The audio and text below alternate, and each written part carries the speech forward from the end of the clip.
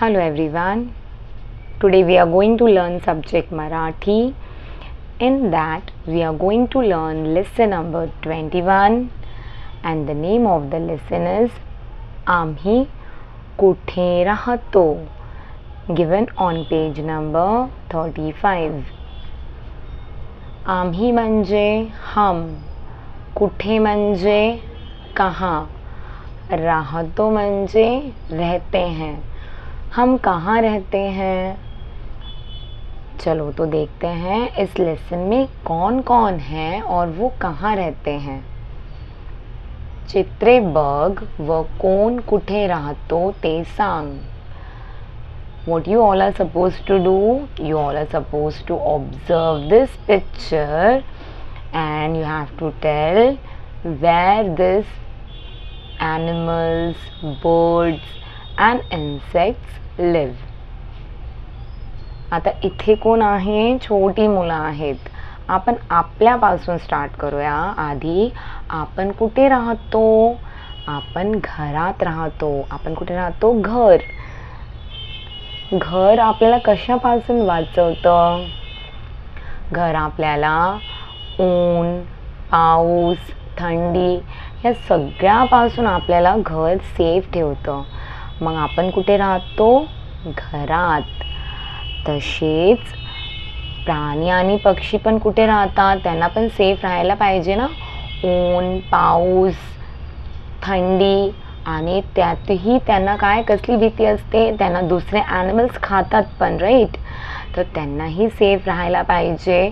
तर ते स्वतःला कसे सेफ ठेवतात? Here the picture is of cow. Which animal is this? Cow. And you all can see cow lives in cow shade. गाय. गाय कुठे राहते? गोठा. गाय कुठे राहते? गोठा. आता इथे कोणतं बर्ड आहे? hen. hen कुठे राहतं? इथे तुम्हाला hen दिसत आहे, चिक्स दिसत आहेत. हे कुठे राहतात? खुराडे. hen कोंबड्या, खुराडे. पक्षी. पक्षी कुठे राहतात? घरटेमध्ये. पक्षी कुठे राहतात? घरटेमध्ये. नंतर काय आहे? तबेला. हा काय आहे? तबेला. तबेल्यात कोण राहतं? घोडे. घोडे दिसत आहेत का तुम्हाला? ते कुठे राहतात? तबेला. नंतर हे काय आहे?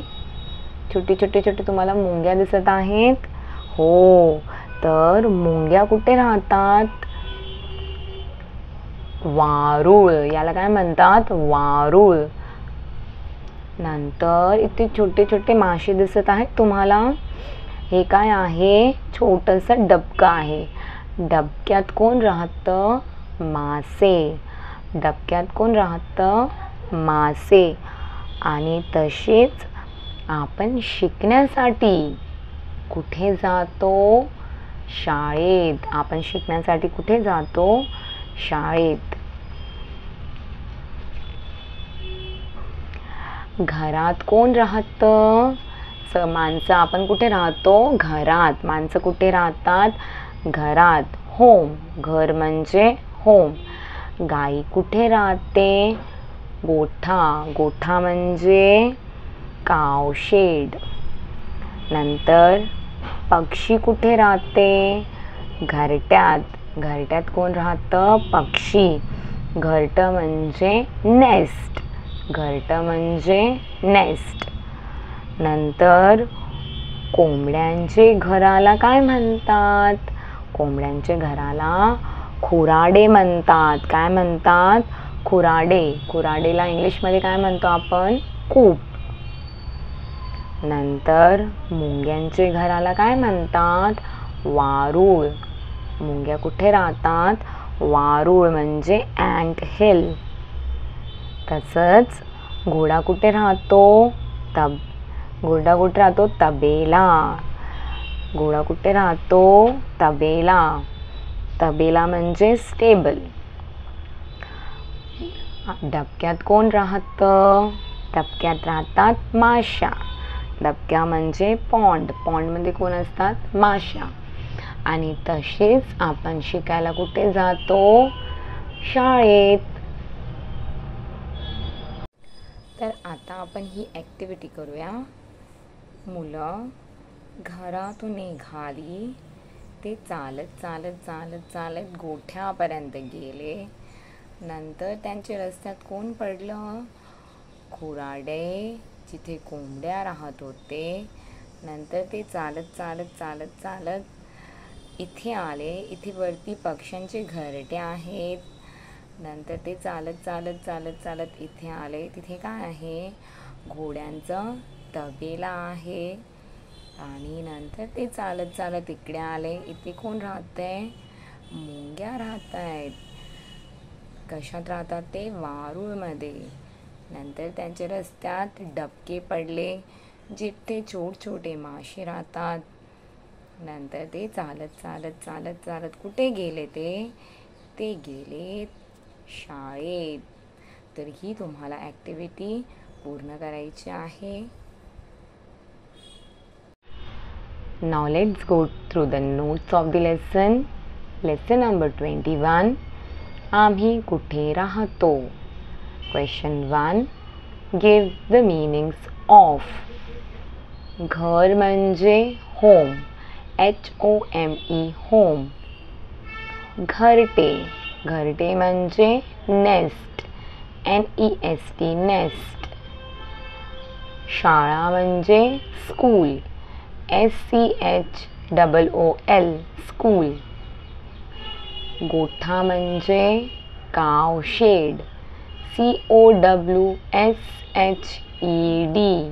cow shed. खुराडे म्हणजे कूप. COOP कूप. तबेला म्हणजे stable. STABLE stable. डबके म्हणजे pond. POND pond. वारूळ म्हणजे ant hill. ANTHILL ant hill. Next question. Match the following. घर हे काय आहे? कसलं चित्र आहे? घर. इथे घर कुठे दिसत आहे? इथे बी वरती. तो फर्स्ट आन्सर आहे बी. सेकंड, हे काय आहे? घरटे. पक्षी कुठे राहतात? घरट्यामध्ये. तर इथे घरटे कुठे आहे? इथे. Second answer is C. Third, हे काय आहे? छोटंसं डबकं आहे. डबकं म्हणजे पॉन्ड. तर थर्डचा आन्सर काय आहे? ए. Thank you.